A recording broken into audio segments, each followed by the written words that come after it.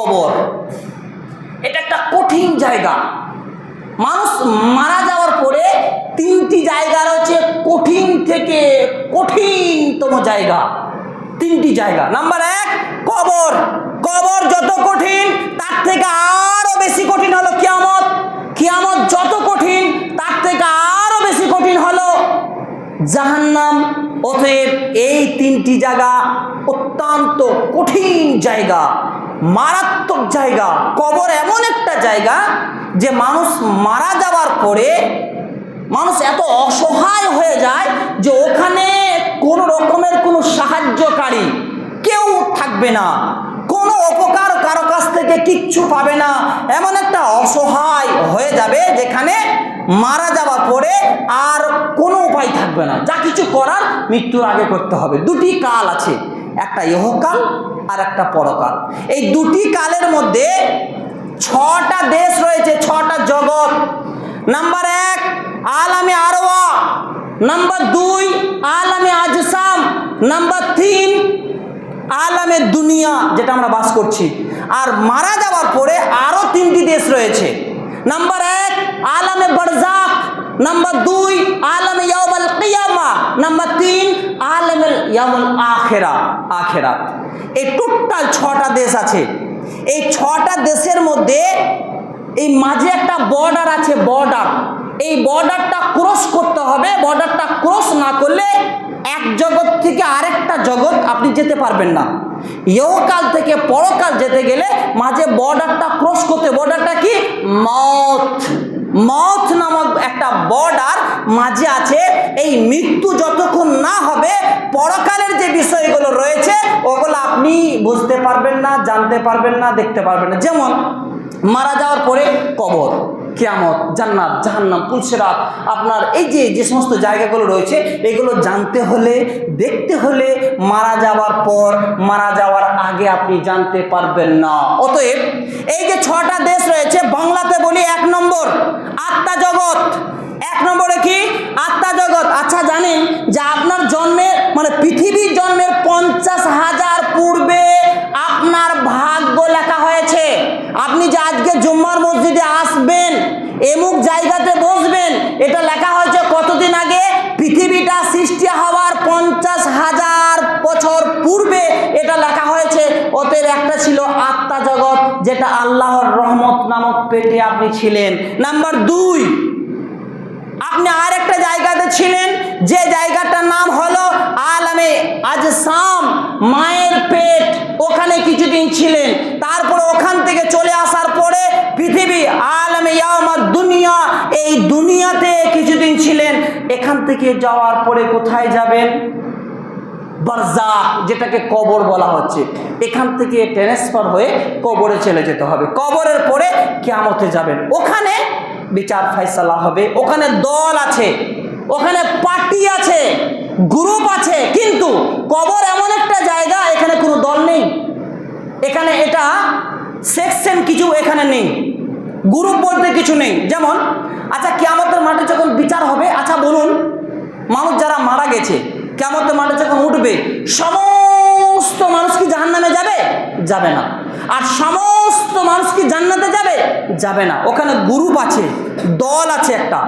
একটা দল রয়েছে, যারা ভালো আমল করেছে তারা জান্নাতে যাবে, আর যারা গুনাহগার এরা যাবে জাহান্নামে। কিন্তু কবর সেকশনবিহীন জায়গা, এখানে কোনো দল পার্টি বলতে কিচ্ছু নেই। বলবেন কেন?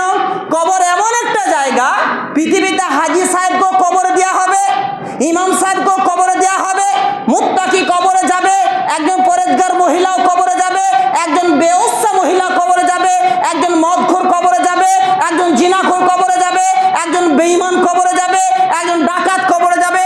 কবর এমন একটা জায়গা, এখানে প্রত্যেকটা মানুষকে যেতে হবে, কেউ ছাড় পাবে না। ব্রাদার ইসলাম, আপনার প্রশ্ন থাকতে পারে, আচ্ছা ইমাম সাহেব প্রত্যেকটা মানুষ যাবে না কেন? এমন কিছু মানুষ রয়েছে ডুবে মারা গেছে, দরিয়াতে গিয়েছে, পড়ে গেছে, ওকে পাওয়া যায়নি। আরে ওটাইকে আমি কি বললাম? প্রথম মানুষ মারা, ইহকাল থেকে পরকালের প্রথম যেটা জগৎ, সেটা হলো কি? আলামে বারজাখ। আর ওটাকে কবর বলা হয়। আচ্ছা জাস্ট কবর একটা জায়গাতে রাখার নাম। আচ্ছা যখনই কেউ মারা যাবে ও কবরে চলে গেল,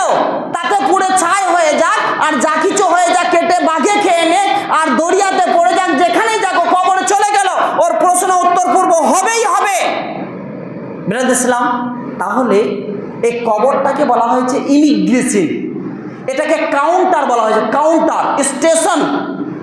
এক দেশ থেকে আরেক দেশ যেতে হলে আপনাকে চেক আপ করা হবে। ভারতবর্ষে, গোটা ভারতবর্ষে আপনি ঘুরে বেড়াবেন, কোনো অসুবিধা নেই। যখনই ভারতকে ক্রস করে বাংলাদেশে যাবেন, বর্ডার পার করবেন, আপনাকে পাসপোর্ট লাগবে, ভিসা লাগবে। পাসপোর্ট ভিসা না দেখাতে পারলে আপনাকে অ্যালাউ করবে না।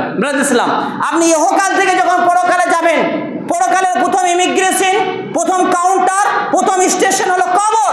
নবী বলছেন কবর এমন একটা জায়গা, কবর এমন একটা জায়গা, এখানে কোনো মানুষ যদি পার পেয়ে যায়, এখানে কোনো মানুষ যদি পরিত্রাণ পেয়ে যায়, তাহলে ওকে আর কোনো জায়গাতে আটকানো যাবে না, কোনো জায়গাতে ওকে আটকাতে পারবে না। ইসলাম, প্রত্যেকটা বিষয়ই দেখবেন, এটা প্রত্যেকটা বিষয়ই, যেমন এই আল্লাহ নবী এখানে বললেন যে কবরটা হলো পরকালের প্রথম স্টেশন, এটা একটা প্রথম জগৎ। এই জায়গাটা সব থেকে কঠিন জায়গা, এই জায়গাটা সব থেকে মারাত্মক জায়গা। অতএব এই জায়গাটা এত ভয়ঙ্কর জায়গা, যার জন্যে আল্লাহ নবী বলেছেন যে কবরের ব্যাপারে আল্লাহ রসুল জীবনে এমন কোনো সলাত নেই, ফরজ সলাত, যেই সলাতে কবরের আযাব থেকে পরিত্রাণ চায়নি। আপনার জানা আছে? আপনি চান? তাসাহুদে যখন বসে থাকেন, পড়েন আল্লাহুম্মা ইন্নী আউযু বিকা মিন আযাবিল কবরে, আল্লাহুম্মা ইন্নী আউযু বিকা মিন আযাবিল কবরে। তাহলে কবর কত বড় খতরনাক জায়গা, ভয়ঙ্কর জায়গা। নবী বলছেন প্রত্যেক সলাতে আল্লাহ রাসূল কবরের আযাব থেকে পরিত্রাণ চেয়েছেন। আল্লাহ, তুমি আমাকে কবরের শাস্তি থেকে পরিত্রাণ দাও, আল্লাহ তুমি আমাকে কবরের শাস্তি থেকে পরিত্রাণ দাও। ইসলাম, কবর এরকম একটা জায়গা। আল্লাহ নবী সাল্লাল্লাহু আলাইহি সাল্লামকে জিজ্ঞাসা করা হলো, তিনার জামাতা মুসলিম জাহানের তৃতীয় খলিফা ওসমান রাদিয়াল্লাহু তাআলা আনহু, যাকে দু নারাইন বলা হয়, ইনি আল্লাহ রাসূলের জামাতা ছিলেন। আল্লাহ রাসূলের দুটো মেয়েকে বিবাহ করেছিলেন। একজন মারা যাওয়ার পরে আরেকটা মেয়েকে বিবাহ করেছিলেন ওসমান রাদিয়াল্লাহু তাআলা, এবং ইনাকে বলা হয়েছে ইনি একজন ধনী ব্যক্তি ছিলেন, ধনী, অত্যন্ত ধনী ব্যক্তি ছিলেন। তো ওসমান রাদিয়াল্লাহু তাআলা আনহু যখন আল্লাহ রাসূলের বক্তব্য শুনতেন, কোনোদিন জাহান্নামের সম্পর্কে বক্তব্য রাখতেন, ওসমান তিনি কাঁদতেন না। এত কঠিন কঠিন বক্তব্য দিতেন কিন্তু কাঁদতেন না। জিজ্ঞাসা করা হলো ওসমান রাদিয়াল্লাহু তাআলা আনহুকে, হে ওসমান, শোনো, যখন তোমার কাছে কবরের সম্পর্কে বক্তব্য রাখা হয় বা কবরের পাশ দিয়ে যখন তুমি পেরিয়ে যাও, তখন তুমি এত বেশি কেন কান্না করো? দেখা যায় তোমার চোখ থেকে top top top top top top করে অশ্রু পড়ছে, দাড়িটা গোটাটাই ভিজে গিয়ে জামাটা ভিজে গেছে, এত বেশি কান্না তুমি কেন করো? ওসমান রাদিয়াল্লাহু তাআলা মুসলিম জাহানের তৃতীয় খলিফা, তিনি বলছেন যে কবর এটা প্রথম ইমিগ্রেশন, প্রথম কাউন্টার, ওতে কবরটা সব থেকে ভয়ঙ্কর জায়গা। এটা এত মারাত্মক জায়গা যে পরকালের শুরুয়াতটা কবর থেকে হয়। অতএব কবরে যদি কেউ বেঁচে যেতে পারে, কবরে যদি কেউ পাকড়াও হয়ে যায়, তাহলে সে আর কোনো জায়গাতে পেরোতে পারবে না। অতএব কবর একটা কঠিন জায়গা, যার জন্য কবরের নাম শুনলে আমার ভিতরটা থরথর থরথর করে কাঁপে, আমি আর ঠিক করে দাঁড়িয়ে থাকতে পারি না, চোখ থেকে অশ্রু টপ টপ টপ টপ করে ঝরতে থাকে যে কবর, এখানে যেতে হবে, এখানে কাউকে ছাড় দেয়নি। সাহাবারা গেছে, আমাদের নবী গেছে, ইহকাল পরকালের নবী, সারা বিশ্বের নবী, সর্বশ্রেষ্ঠ নবী, তাকেও কবর ছাড় দেয়নি, তাকেও কবর রেহাই দেয়নি, কবরের ভিতরে তাকেও যেতে হয়েছে। অতএব কবরে এমন একটা মারাত্মক জায়গা, এখানে আমাকে যেতে হবে, এর ভয়ে আমি কান্না করি। ইসলাম, তাহলে কবর এমন একটা জায়গা, কবরে না রাখা পর্যন্ত কিছু বোঝা যাবে না, কবরে না যাওয়া পর্যন্ত আপনি কিছু বুঝতে পারবেন না যে কবর কত বড় মারাত্মক জায়গা। অনেক লম্বা লম্বা ঘটনা আছে, সাহাবাদের অনেক বড় বড় ঘটনা আছে। যেমন আল্লাহ রাসূল সাল্লাল্লাহু আলাইহি সাল্লাম তিনি বলেন যে কবর এমন একটা জায়গা যে যখন কবরে রেখে দেওয়া হবে কাউকে, কবরে রেখে দেওয়ার পরে প্রত্যেক দিন সকালে একবার যদি জাহান্নামী হয়, তাহলে জাহান্নামটা তার সামনে পেশ করা হবে, আবার সন্ধ্যাবেলায় একবার জাহান্নামটা পেশ করা হবে।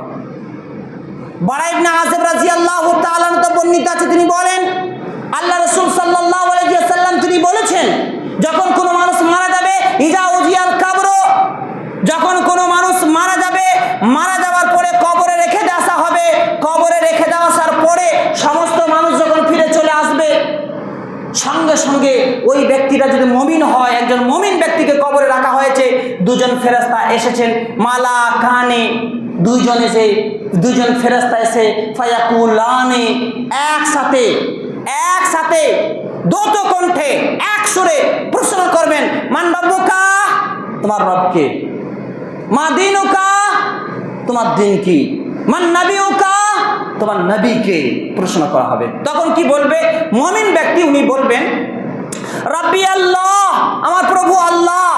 দ্বিতীয় নম্বর বলবেন মা দিনুকা, আমার দিন ইসলাম, দিনুল ইসলাম। তৃতীয় নম্বর বলবেন নবী মুহাম্মদ রাসূলুল্লাহ সাল্লাল্লাহু আলাইহি ওয়াসাল্লাম, হাজার রাজুল, এই ব্যক্তিটাকে, ইনি হলেন আমাদের শেষ নবী।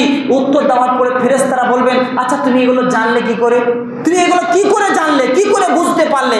তিনি বলবেন, আমি আল্লাহর দেওয়া কিতাব কোরআন মাজিদ আমি পড়েছি, আমি দেখেছি এবং ওর প্রতি ঈমান নিয়ে এসেছি, ওখান থেকে জেনেছি। আকাশ থেকে আল্লাহ সঙ্গে সঙ্গে আল্লাহ তাবারাক ওয়া তাআলা তিনি বলে পাঠাবেন, তিনি বলবেন ফেরেশতাকে, শোনো, আমার এই বান্দাটা সত্য বলেছে, এই বান্দা আমার সত্য বলেছে, অতএব কি করো, ওকে কবরের মধ্যে জান্নাতের বিছানা দাও, জান্নাতের পোশাক দাও, জান্নাতের হাওয়া দাও, জান্নাতের একটা দরজা ওর কবর দিকে খুলে দাও, কবরটাকে কোষাদা করে দাও, ওর যত দূর নজর যাবে কবরটা তত বড় থাকবে, কবর জান্নাত থেকে একটা হাওয়া বেরিয়ে আসবে। আল্লাহ বললেন, নাম কানামাতিল আরুস ইলা ইয়াউমিল কিয়ামা, তুমি বাসর রাতের মতো ঘুমিয়ে পড়ো। আল্লাহ বলছেন শব্দটা ব্যবহার করে, বাসর রাতের মতো ঘুমিয়ে পড়ো। একজন যুবক যখন বাসর রাতে যায়, বাসর রাতে যাওয়ার পরে 1:30-2টার সময় যখন বিছানাতে ঘুমিয়ে যায়, একটু পরে ফজর আজান, ও বুঝতে পারে না আমি কখন শুয়েছিলাম। এখানেই ঠিক নবী বললেন, ওকে বাসর রাতের মতো ঘুমিয়ে যাও, যখন ওঠানো হবে এক্ষুনি ও বলবে আমি এক্ষুনি ঘুমালাম, আমার ঘুমটাকে ডিস্টার্ব করে দিল, আমাকে কে উঠিয়ে দিল। একজন মুমিন ব্যক্তি কবরে ও ঘুমাবে, বাসর রাতের নেই ঘুমিয়ে যাবে। আচ্ছা, ওই জায়গাতে একজন কাফের, একজন মুশরিক, একজন বেঈমান, বেনামাজি, মদখোর, জিনাখোর, এরকম লোক একটা মারা গেছে। মারা যাওয়ার পরে মল খেতে রেখে দিলাম, আমরা সকলে মিলে রেখে চলে এলাম। রেখে চলে আসার পরে 3 পা করে ফেলে যখনই আমরা বেরিয়ে চলে এলাম, সাথে সাথে মালা কানে দুজন ফেরেশতা চলে এলো, চলে আসার পরে ফায়াকুলানে, তারা দুজনে প্রশ্ন করছে, মান রাব্বুকা, শোনো, আমরা যে মালটাকে রেখে এসেছি, নামাজ পড়ে না, রোজা রাখে না, জাকাত দেয় না, হজ করে না, বেঈমানি করে, চুরি করে, মদপান করে, জিনা করে, এরকম একটা মাল দেখে এসেছি। ওকে প্রশ্ন করছে মান রাব্বুকা, তখন ও বলছে হা লাদ্রি, এটা তো আমার জানা নেই, আমি ব্যস্ত ছিলাম, 5টা ট্রাক্টর, কখন কোন টিপ কোথা পড়ছে এগুলো লিখবো না, কবরের প্রশ্ন মুখস্থ করবো, এত সময় আমার ছিল না, আমি 24 ঘন্টা ব্যস্ততার মধ্যে ছিলাম, এত গাড়ি, এত ব্যবসা সামালবো না কবর নিয়ে চিন্তা করবো, ওদিকে চিন্তা আমার ছিল না, ওতে হা লাদ্রি, আমার জানা নেই। নাম্বার 2, তখন বলবে, আচ্ছা মা দিনুকা, তোমার দিন কি, তুমি কোন ধর্মের মানুষ, এটাও জানা নাই, আমি বলতে পারলাম না। আশ্চর্য বিষয়, এটা বলতে পারবে না, এটা আমার জানা নেই। এত দুনিয়ার টাকা পয়সা থেকে আমি 24 ঘন্টা ব্যস্ততার মধ্যে ছিলাম, কোথা যেতে হবে, কি করতে হবে, কোন জায়গায় যেতে হবে, এগুলো নিয়ে আমি কখনোই চিন্তা করিনি, গবেষণা করিনি, ওতেও আমার জানা নেই। নাম্বার 3, আবার প্রশ্ন করা হবে, মান নবিউকা, তোমার নবী কে, তখন বলবে নবীটা কে, নবী আবার কে, হা লাদ্রি, আমি যে সব কিছু জানি না, আমার কিছু জানা নাই। দুনিয়াতে একটা জিনিস জানতাম, কি, টাকা ইনকাম করতে হবে, ব্যবসা করতে হবে, গাড়ি বাড়ি করতে হবে, এগুলো বাড়াতে হবে, কোটি কোটি টাকা ইনকাম করতে হবে, এগুলো নিয়ে ব্যস্ত ছিলাম, ওতে কবর নিয়ে ভাবি নাই, আকার নিয়ে ভাবি নাই, ওতে এগুলো আমি একটা বলতে পারবো না। তখন আসমান থেকে আহ্বানকারী আওয়াজ দেবেন, ও মিথ্যা কথা বলছে, ওতে কি করো, জাহান্নামের পোশাক পরিয়ে দাও, জাহান্নামের বিছানা বিছিয়ে দাও, জাহান্নামের একটা গেটে দরজাটা একটু খুলে দাও, ওর কবর দিকে সোজা করে মানে জাহান্নামের গরম হাওয়াটা আসবে, ও বুঝতে পারবে, আপনি বুঝতে পারবে, পৃথিবীতে টাকার জোরে এসি লাগিয়েছিল, গরমটা অনুভব করেনি,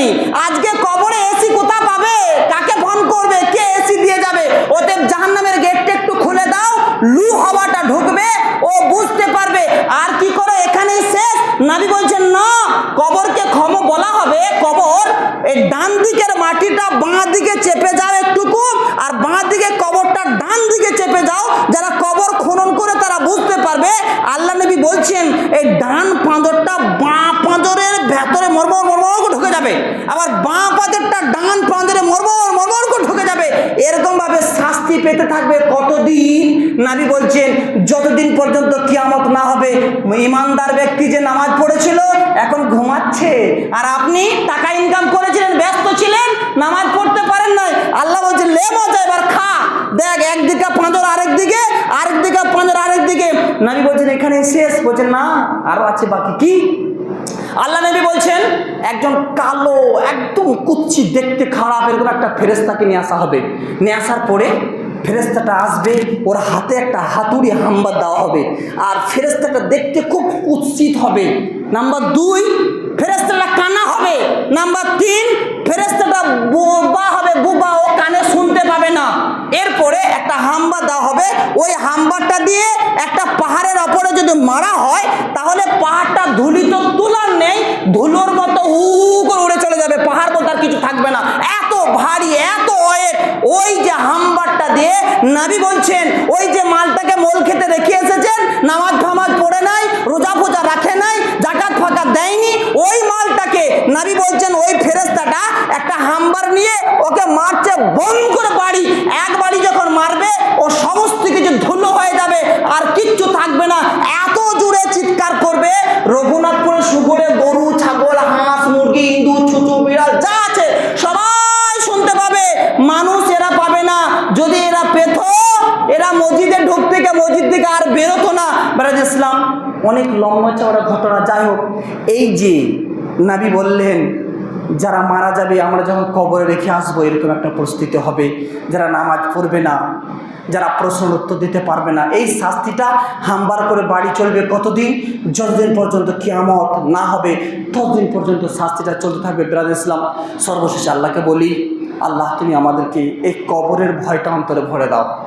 আল্লাহ তুমি আমাদের পরকালের ভয়, জাহান্নামের ভয়টা অন্তরে ভরে দাও, যাতে করে আমাদের মধ্যে পরিবর্তন আসে। সর্বশেষে আল্লাহর কাছে এই দয়া